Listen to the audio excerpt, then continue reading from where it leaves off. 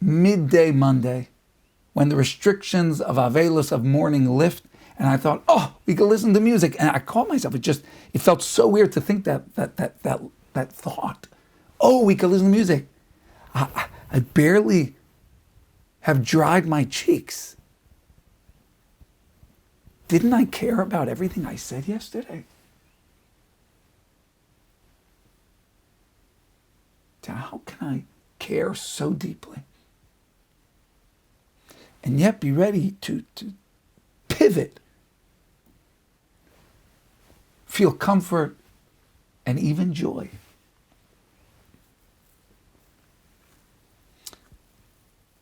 And I think that's a very real question. And I think we should have that question, because that question is born out of the experiences we're going through being real to us.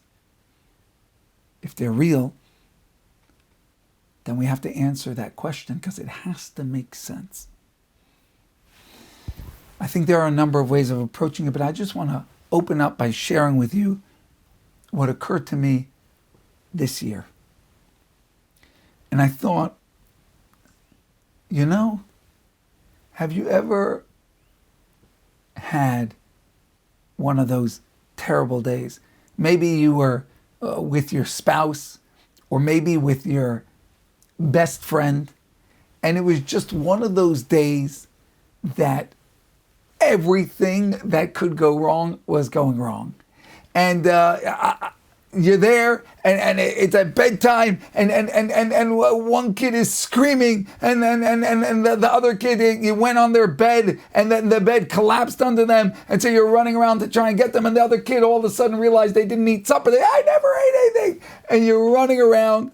And you and your wife or your husband are running around like chickens without a head, and it's just like everything crazy. And you grab the pot of noodle, you put a pot of noodles up for that kid who's screaming, and you're going to get the piece of wood that you could jam under the bed to be a leg for him.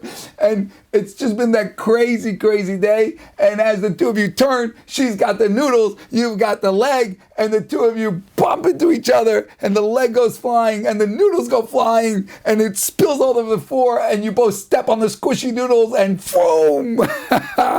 You go sliding across the kitchen floor, and you crash onto the floor, noodles everywhere, the leg everywhere, and there's a kid screaming somewhere in the background.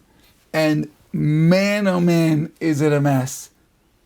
And the two of you look up, and you lock eyes with each other, and you just start laughing and laughing. Laughing and laughing together. And why are you laughing together?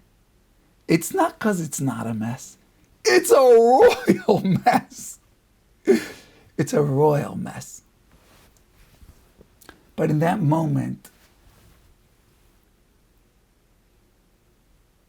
you just celebrate that this might be a mess,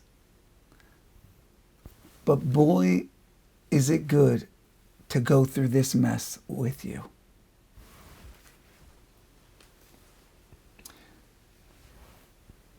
Boy, do I appreciate the fact that I get to have this horrible day with my best friend.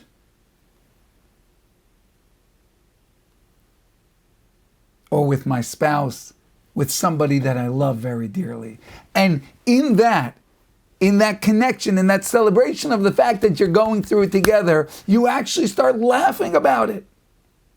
Because it's so bad, it's so crazy, that it's funny. But it's only funny because you're going through it with somebody that you love to be with. And it occurred to me that maybe that's one element of the transition. This is a big mess. That's a royal mess. And we're in exile, and there are so many things that we wish could be different and we wish we could have. And we spent a day, and you got to spend a day realizing it, recognizing it, crying over it. But then when that time that's been designated for that is done, we look up and we catch Hashem's eye and we smile. We smile to each other because, boy, is it good to go through this mess with Hashem.